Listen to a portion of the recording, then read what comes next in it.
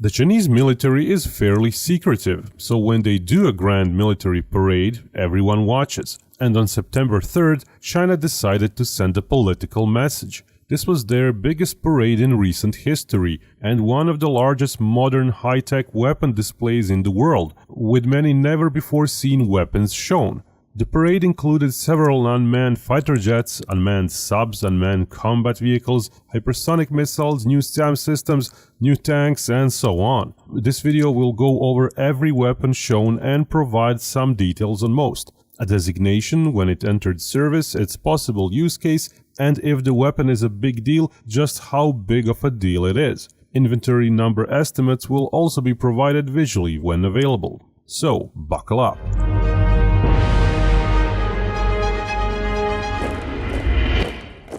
First, what this video won't cover: various communications, support and logistics vehicles and systems. Sensor vehicles will seldom be mentioned unless they're a big deal.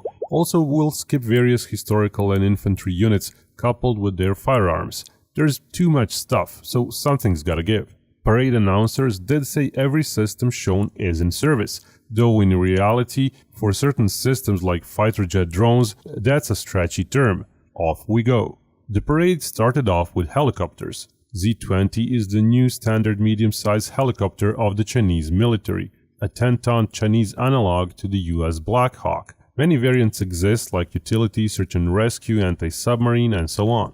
The Z-10 is a medium attack helicopter. To compare, the US Apache is roughly 50% heavier.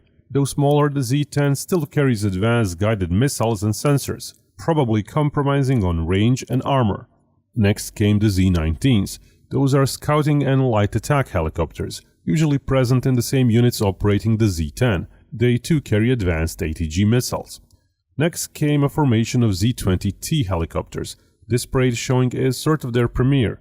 They are a cross between an air assault and air attack helicopter, retaining troop transportability while adding missiles and sensors to guide them.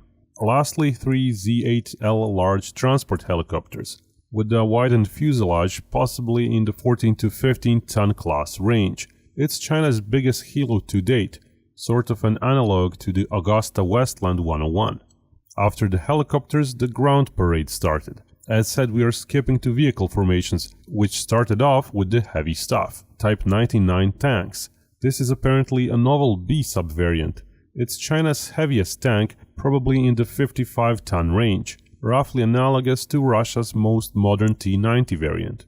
Then came the brand new Type 100 tank, premiering at the parade. We just did a detailed video analysis on it. In short, it probably weighs around 45 tons, it's full of sensors, has an unmanned turret with a 105mm gun and a highly armored crew compartment in the hull. The equally new Type 100 infantry fighting vehicle followed. Seems to share the same platform with the new tank. It's likely among the heaviest current IFVs in the world. It's also full of all-around sensors and curiously may lack guided AT missiles. Next, ZTL-11 assault gun vehicle, used in Chinese wheeled brigades to provide direct fire support with its 105mm gun. The vehicle is amphibious, based on the ZBL-8 baseline chassis, which was also shown. ZBL-8 is an amphibious infantry fighting vehicle, though seemingly it got new flotation devices. ZBL-8s have sometimes been seen in beach landing exercises. They are one of most produced fighting vehicles China fields. Then the PLL-9. It's a compact 122mm howitzer mounted on the ZBL-8 platform, providing indirect fire support to Chinese wheeled brigades. It's also amphibious. Next, a trio of new generation airborne assault vehicles. First, an armored personnel carrier, lightly armed, sporting a pair of missiles, a grenade launcher and a machine gun, but also an active protection system. Then the next-gen infantry fighting airborne assault vehicle. It has an unmanned turret APS system, 2 different guided missile types, and a 30mm autocannon. The third airborne vehicle seems to be a gun mortar for indirect fire support. That's a class of vehicle Chinese Airborne Corps didn't use before, and it's the lowest tech vehicle of the 3. but it's apparent China is investing in its airborne assault assets more heavily, replacing a single basic vehicle, the old ZBD-3, which was in turn similar to Soviet BMD-3, with 3 different new airborne assault vehicles. Then came the PHL-191, China's heaviest multiple rocket launcher system. Various loadouts are possible, but the 2 heaviest ones were shown. One featured 8 370mm rockets, precision-guided, probably reaching 300 or so kilometers. That pretty much puts 90% of Taiwan within system's reach from China's mainland. The other loadout showed 2 big boxes. Those hold 750mm wide ballistic missiles, probably reaching 500 kilometers or more. Apparently, both an anti-ship and a cheaper ground strike missile is available. Basically, they are a bit bigger analogs of the US PRISM missile. The PHL-191 is a big deal as it enabled the Chinese rocket force to slowly get rid of its older ballistic missiles and entrusted the army with the short-range ballistic missile barrage mission. Then Navy's assets followed. Navy's air defense missile mock-ups were shown on truck stands. The first was labeled HHQ-9C. The regular HQ-9C lacks the booster that this shown naval variant has, possibly pointing to an expanded role. Given its slim size, it's likely this new missile can be multi-packed in VLS cells on ships. Next was the HQ-16C. It should equip Navy's 054A frigates and a few of their older destroyers. It is roughly analogous to the latest Russian Buk missiles. Next, a whole missile launcher mock-up for HQ-10 missiles was shown on a truck. Those launchers are designed for ships and usually hold up to 24 HQ-10 missiles. They're used for close-range self-defense against incoming anti-ship missiles. Then came a laser system on a large truck, which may help defend naval bases, but apparently the same model has been tested on ships. The huge lens suggests long-distance focusing, and the large truck power plant may allow for a 60 to 100 kilowatt laser. Next came anti-ship missile mock-ups, most of which have never been seen before. YJ-15 seems to be a ramjet-powered supersonic missile, compact enough to be fired from tactical aircraft, like the J-15 flankers, or it might be fired from ships if a rocket booster stage is added. YJ-19 seems to be a hypersonic cruise missile with a booster, possibly small enough to be used from submarine torpedo tubes or bomber aircraft. This is the first time China showed a hypersonic cruise missile, so this is a fairly big deal. YJ-17 is a hypersonic glider on top of a large booster, yet seemingly compact enough to fit into Chinese universal VLS cells found on most of their destroyers. China now has several different hypersonic glider models, including dedicated anti-ship variants. YJ-20 is the only missile that was known from before. It's a ballistic missile with a large booster, likely again sized for the universal VLS system, probably used both for anti-ship and ground strike missions. Then came new generation lightweight anti-submarine torpedoes on truck stands, possible designation U-12. Such small torpedoes are used by surface ships, helicopters and planes in their anti-submarine missions. Next up, a rocket-assisted anti-submarine torpedo, used by ships to quickly airdrop anti-sub torpedoes, usually up to 30 kilometers away. China has used similar systems for a decade now, but it's unknown if this is some new variant. Then a heavy torpedo, which should be the U-10. That's a rough analog to the US ADCAP torpedo, to be used from submarines against both ships and enemy subs. Next, a torpedo-looking system which is in fact a smart autonomous sea mine, launched from torpedo tubes. Then some anti-air assets, this time from the Air Force. We will skip through various new radars for brevity. First SAM shown was the HQ-11, probably for immediate defense of bases and valuable locations against incoming munitions, like cruise missiles, glide bombs, and so on. It also has an unshown gun component. HQ-20 hasn't been unveiled before this parade. It seems to be a medium-range system, but not much else is known. Plausible uses are either an anti-ballistic missile-oriented system, like a more specialized Chinese PAC-3 equivalent, or some general-purpose SAM, akin to Russian S-350. HQ-22A was also shown. The HQ-22 family is a cheap, mass-produced medium-range SAM to fill the gaps between more expensive HQ-9s. Next, HQ-9C launchers. C denotes a new slim-form missile, probably used alongside bigger HQ-9 missiles, similar to how US Patriot units use both PAC-2 and PAC-3 missiles. Unlike PAC-3, due to its length and single stage, the HQ-9C missile doesn't seem to be optimized for anti-ballistic missile missions. HQ-19 was next. That's a dedicated anti-ballistic missile system known for a few years now. Its missiles are a bit larger than the US THAAD, perhaps closer to what THAAD-ER proposal was. Basically, it seems designed against medium to intermediate range ballistic missiles. HQ-29 was also shown. This is the first time its missile containers have been clearly visible. The 29 forms the upper part of China's anti-ballistic missile defenses. Containers seem sized for missiles in between the US GBI and Russian S-500 missiles. Basically, the HQ-29 is likely to be used against both intermediate range and intercontinental range ballistic missiles. Army air defenses were next. A Mengshi all-terrain vehicle was shown with a 10 kilowatt laser, probably used against very small drones like FPV drones at short range. Then Type 625 air defense system was shown. It serves in medium-class brigades as part of the air defense battalions. Using a 25mm gun and man-pad missiles, it defends from incoming munitions and unlucky drones and helicopters. Then a system previously known as FK-3000 that seems to be a larger anti-attack drone / anti-munition system for protection of not-so-mobile assets. Besides the 30mm gun, it seems to sport possibly as many as 96 small-form SAM missiles. Next, a larger cousin to the 10 kilowatt laser, mounted on a large truck. From previous manufacturers' materials, we know that's a 50 kilowatt laser, probably for defense of not very mobile assets against small and medium-sized attack drones. Finally, a system was shown which is apparently a microwave emitter weapon, basically a short-range anti-drone asset, which can fry multiple targets at once, within a quadrant. Its parent vehicle again suggests it's not meant to protect maneuvering forces, but less mobile assets. After some support, jamming and communication units that we will skip for brevity, it was time for unmanned vehicles. A small tracked unmanned ground combat vehicle was shown sporting a machine gun and missiles.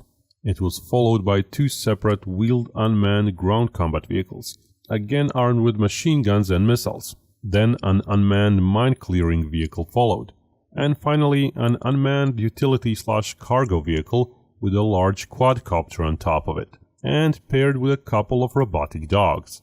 Then came unmanned naval vessels. First a 20-meter-long unmanned submarine, fairly wide and probably serving as a proper unmanned submarine for coastal areas. This was the first time anything of that size and complexity was shown in China. Then an unmanned/optionally manned boat, also a premiere. The important part is at the rear, where the boat is to hold towed sensors, plausibly a passive anti-submarine sonar or an active mine-hunting sonar. Finally, a 20 or so meter long unmanned submersible was shown, which does look a lot like the Russian Poseidon nuclear platform, but it is apparently a conventional powered mine-laying unmanned submarine. The last unmanned section featured large unmanned aircraft. First was the GJ-21, that's a subsonic stealthy ground strike drone. GJ-11 was shown all the way back in 2019 parade, but this seems to be a slightly different naval variant. GJ-3 followed, which is a medium-sized recon drone with the ability to carry weapons, similar to the US Reaper.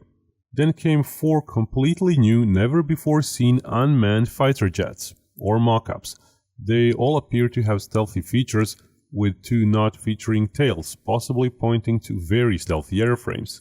Most appear to be made for supersonic flight. Overall, 4 fighter jets were shown, with 1 more strike jet, making a total of 5 unmanned combat jets. But interestingly, during the parade preparations, a few more unmanned fighter jets were shown, but for some reason they were not included in the final parade. All these drone fighters got a premiere at this parade. Their size ranges from 10 to 16 meters in length. and their widely different layouts obviously cover a wide array of missions and use cases. It's plausible that some, if not most of these, are still in the development phase, just like GJ-11 was back in 2019. Finally, the unmanned aircraft ended with a helicopter, roughly the size of Bell 407, but obviously a dedicated unmanned design. The shown variant seems to be a Navy helo, sporting a variety of sensors for a recon role. Again, skipping the logistics vehicles, Parade's last vehicle formations featured various strategic missiles. First came the CJ-20A cruise missile mock-up. Said missile is fired from H-6 bombers. Think of it like a slightly larger Tomahawk missile, but air-launched. A completely new cruise missile labeled YJ-18C was also shown. It shows off stealthy shaping and is almost as long as the CJ-20. It's a heavy missile like US AGM-129, now retired. Its designation is curious as the rest of the YJ-18 family doesn't look anything like this and is used by the Navy from ships. Another world premiere was the CJ-1000. Those are hypersonic cruise missiles, likely similar to but larger than the shown naval hypersonic cruise missile. CJ-1000 also probably superseded the CJ-100 supersonic cruise missile in production, seen in the 2019 parade. A ballistic missile mock-up labeled YJ-21 was also shown. Said missile has been observed on H-6 bombers for a few years now. Think of it as the Chinese counterpart to the Russian Kinzhal. Then the DF-17, a hypersonic glider missile, first unveiled 6 years ago, plausibly featuring a range of close to 2,000 miles. Still probably amongst the hardest to intercept non-ICBM missiles in the world. Next, the DF-26D, an intermediate-range precision ballistic missile. The D variant is new, though not much else is known. DF-26 production rate has gone up considerably in recent years, and it's one of China's most important missiles. Then the JL-1 nuclear-tipped ballistic missiles, displayed on trucks. Those are launched by H-6N bombers, carrying one missile under the belly. In theory, due to the in-air refueling, such a missile could be launched thousands of miles away from China and fly 1,000 or 2 miles more. JL-3 was also shown. That's the latest generation of submarine-launched ICBMs, carrying nuclear warheads. It is used from Type 094 strategic strike submarines. Apparently, it features longer range than the JL-2 despite the same size. It's not confirmed or likely that it holds multiple warheads. DF-61 came next, a big road-launched ICBM, which effectively seems to be a DF-41 variant. DF-61 is completely new and unknown, while the DF-41 is the mainstay of Chinese strategic strike, featuring very long range and multiple warheads. Another big surprise is the DF-31BJ, silo-based ICBM. Despite its name, it's much larger than the other DF-31 missiles and probably close to DF-41 in size. This was the first time it was shown properly, though it's been serving in China's ICBM silos for a year or two now. Finally, various components of the massive DF-5C ICBM were also shown, carried on trucks, the liquid rocket motor stages and the warhead bus stage. The C is the latest and never before shown variant of the old 1970s design. DF-5 is still China's biggest and most powerful ICBM.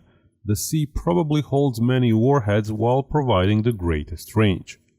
After the ground display, the aerial display continued. Impressive, but at the same time aircraft in development are hard to hide, so pretty much all were known about from before. Still, it was an interesting and fairly comprehensive lineup.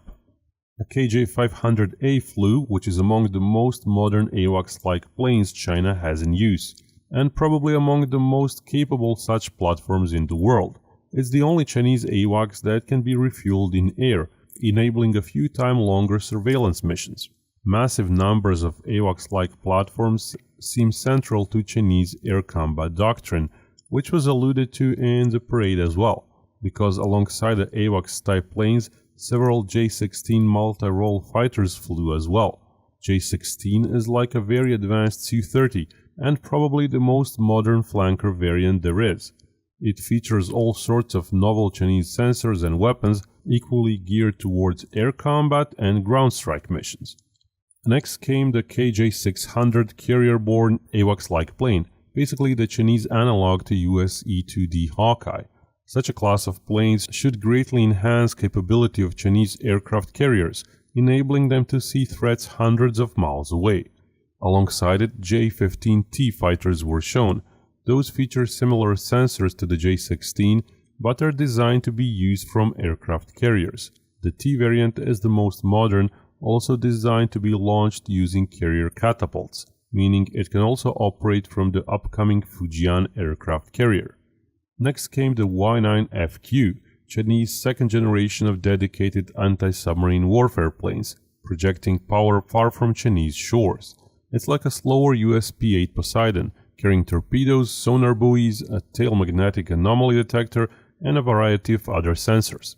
Y-9Z was shown, China's most comprehensive ELINT platform meant for detecting, classifying, and geolocating enemy electronic emissions. Y-9LG features electronic jamming arrays to confuse and block enemy radars and communications from great distances. China's Y-20 transport planes followed.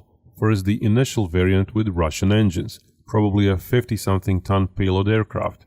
The Y-20 is somewhere in between US C-17 and Russian Ilyushin-76, size-wise.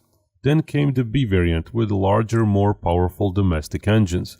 Also, the B variant seems to be multi-role, serving as a tanker aircraft when configured so, like the European A400M.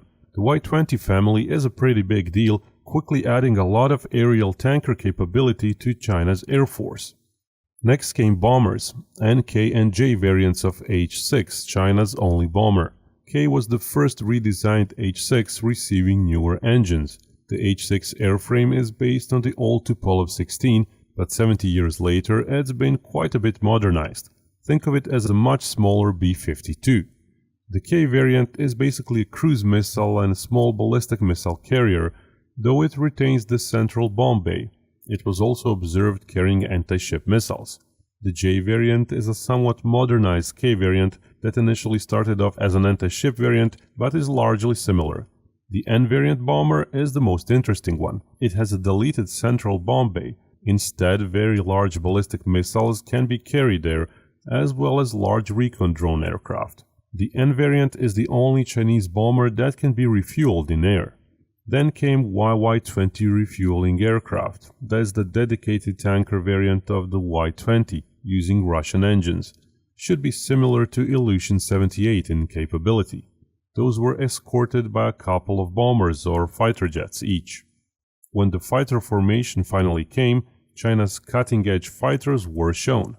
J-16D was shown first. It's a J-16 airframe but configured for electronic warfare. It's largely analogous to the US Growler, featuring radar and comm sensing pods and a variety of advanced jamming pods. It was followed by the J-20, China's first stealth fighter.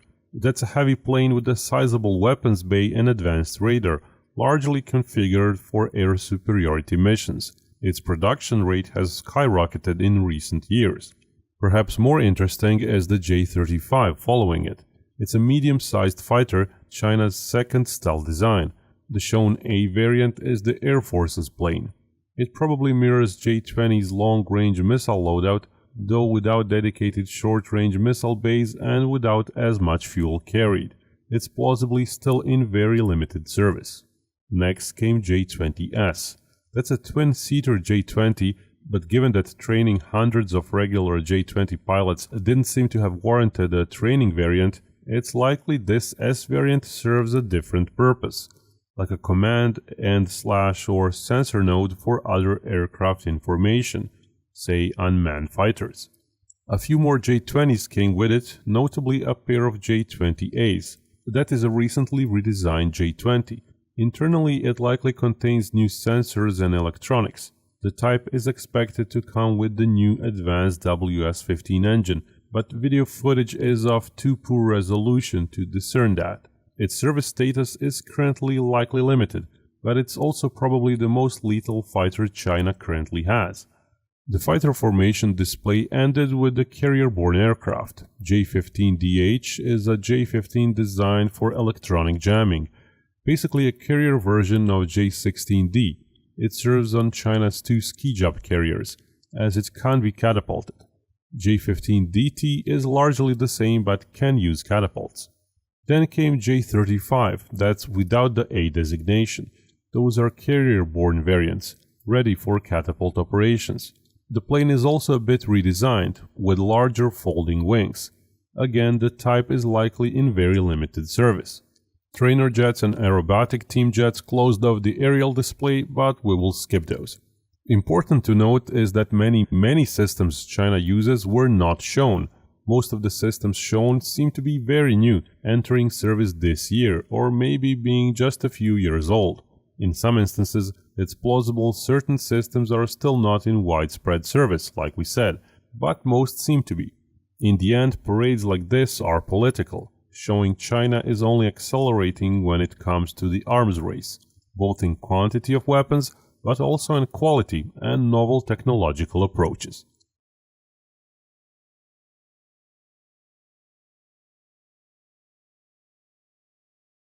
And remember, Binkov may talk about war, but only real peace can bring us all together.